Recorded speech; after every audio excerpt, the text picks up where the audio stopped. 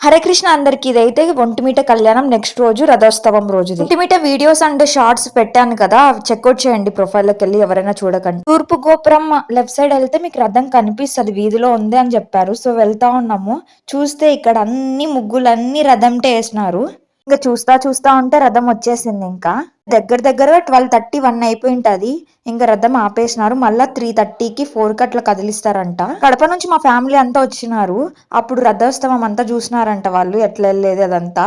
ముందు రోజు కళ్యాణం రోజు అయితే నైట్ లేట్ అయిపోయింది కాబట్టి ఇంకా మార్నింగ్ సరిగ్గా లేయలేదు పొద్దున్నే. మా ఫ్యామిలీని కూడా కలిసేసినాం, వాళ్ళ ఇంటికి వెళ్ళిపోయినారు. ఇంకా మేము ఎండలో ఏం తిరుగుతామని చెప్పేసి చిలక జాతకము 30 రూపాయలు అంటే ఇంక మేము అందరం చెప్పించుకున్నాం అందరి గురించి. భాష కొంచెం కొంచెం అర్థం కాకపోయినా ఏదో విన్నామంటే విన్నా. గుడి దగ్గరే మా చెల్లెల వాళ్ళకి ఎవరో తెలుసని అంటే వాళ్ళ దగ్గరికి వెళ్ళిపోయినాము. ఎండ తగ్గినాక ఇంకా కొంచెంసేపటికి రథోత్సవం స్టార్ట్ అయిపోయింది. కళ్యాణం అయిపోయింది కదా, ఆ విగ్రహాలని ఊరేంపు చేస్తారనమాట రథంలో పెట్టి. పెళ్ళైన కొత్త జంటను ఊరంతా అందరు చూసి మనసు నిండుగా వాళ్ళని చూస్తా జై శ్రీరామ్ జై శ్రీరామ్ అంటున్నారు. వీళ్ళకు రథాన్ని కూడా యథాస్థానంలోకి దాన్ని పంపిస్తూ ఉన్నారు. ముందర నుంచి చూస్తే గోపురం పట్టదేమో అనిపించింది, కానీ లోపలికి వెళ్ళినాక ఎలాగోలా పట్టేసింది. నిర్విఘ్నంగా అంత జరిగిందని చెప్పి అందరు క్లాప్స్ కొడుతున్నారు మంచిగా. ఇంకా ఆ తర్వాత హారతులు ఇస్తారు దేవుడికి. అవి చూసేసి ఇంకా తిన్నాలలో తిరిగేసి ఏమన్నా కొనుక్కున్నాం అనుకున్నాము.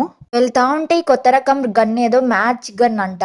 ఆ గన్నులో అగ్గిపిట పుల్ల పెట్టేస్తే కొట్టేస్తే టప్ అని వెళ్తుంది. ఇంకా అది తీసేసుకొని మేము ఇంకా కొంచెం ముందరికి వెళ్తానే ఇట్లా కడాలు కనిపించిన. కాపర్ కడియం వేసుకోవడం వల్ల బ్లడ్ ఫ్లో బాగా అవుతుంది. చాలా హెల్త్ బెనిఫిట్స్ ఉన్నాయి. స్పిరిచువల్ లైఫ్ లో కూడా కామ్నెస్ కూడా ఎక్కువ అవుతుంది. ముందు కడియం అయితే రాజంపేట పైన గుట్ట పైన నరసింహస్వామి ఉంటాడు కదా, అందరికి తెలిసే ఉంటది భువనగిరి గుట్ట. ఇప్పుడైతే కొంచెం లావు కడియం తీసుకున్నాను.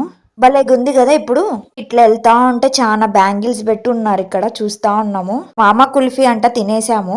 ఇంకా సాటర్డేనే హనుమాన్ జయంతి కదా, సంజీవరాయ హనుమాన్ టెంపుల్ ఉంది కదా ఒంటిమిట తూర్పు గోపురం ముందరనే.